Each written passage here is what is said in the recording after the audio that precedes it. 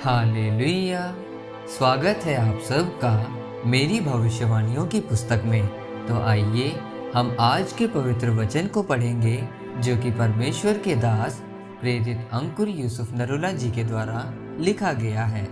परमेश्वर के चेले, जैसा कि भजन संहिता अध्याय 92 उसकी 2 आयत में लिखा है, प्रातः काल को तेरी करुणा और प्रति रात तेरी सच्चाई का प्रचार करना, 10 तार वाले बाजे और सारंगी पर और वीणा पर गंभीर स्वर से गाना भला है।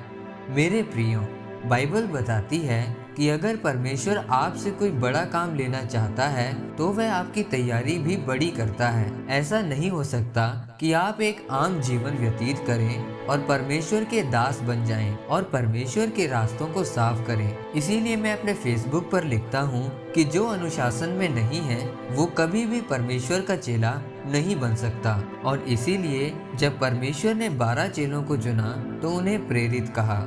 आज लोग परमेश्वर के काम तो करना चाहते हैं पर वो एक चेले की तरह अधीनगी में नहीं रहना चाहते। अगर आप जैतून को पीसेंगे नहीं तो उसमें से कभी भी तेल नहीं निकल सकता।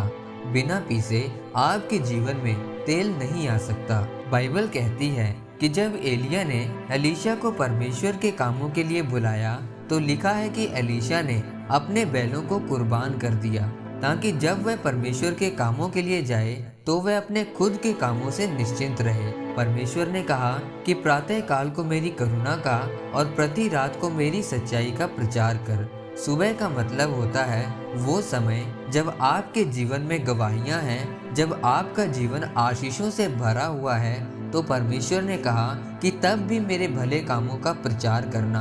और प्रति रात को यानी जब आपका जीवन संघर्ष से भरा हुआ हो, जब आपको पता हो कि मैं परमेश्वर के साथ सही चल रहा हूँ और उसके बावजूद भी आपकी बीमारियाँ और विपत्तियाँ दूर नहीं हो रही हों, तो परमेश्वर ने कहा तब भी मेरी सच्चाई का प्रचार करना।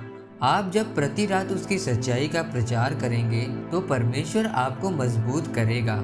परमेश्वर का वचन कहता है कि अगर आप परमेश्वर के बेटे बेटियां बनना चाहते हैं तो वह आपको कोड़े भी मारेगा, और अगर आपको कोड़े नहीं लगे तो आप नाजायज संतान ठहरेंगे, क्योंकि परमेश्वर को आप पर विश्वास नहीं है कि जब आप पर कोड़े पड़ेंगे तो आप तब भी परमेश्वर के पीछे चलेंगे या नहीं। पवित्र आत्मा से भी वही भरते हैं जो परमेश्वर पर विश्वास रखते हैं और अड़े और खड़े रहते हैं। मेरे प्रियो, सुसमाचार का प्रचार करना, परमेश्वर की सच्चाई का प्रचार करना ही आपकी सामर्थ्य है, आपकी ताकत है और शैतान के खिलाफ एक हथियार है।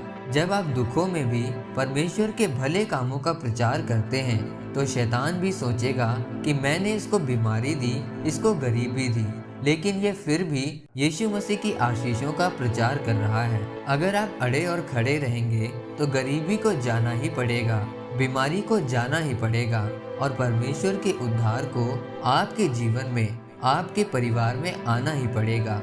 आमीन। आइए परमेश्वर के दास के द्वारा लिखी गई इस प्रार्थना को आप मेरे साथ एक मन होकर करें। सर्वशक्तिमान परमेश्वर, इस वचन के लिए मैं आपका धन्यवाद करता हूँ। परमेश्वर, मैं प्रार्थना करता हूँ कि मुझे अपनी सामर्थ्य दें ताकि मैं अपने जीवन के हर समय में और हर हालात में आपके सुसमाचार और भलाई का प्रचार कर सकूं और आपके वचनों पर अड़ा और खड़ा रहकर आपकी गवाही दे सकूं। प्रभु यीशु मसीह के नाम में आमीन। परमेश्वर आप सबको आज के वचन के ऊपर मनन करने के द्वारा आशीषित करे। आमीन।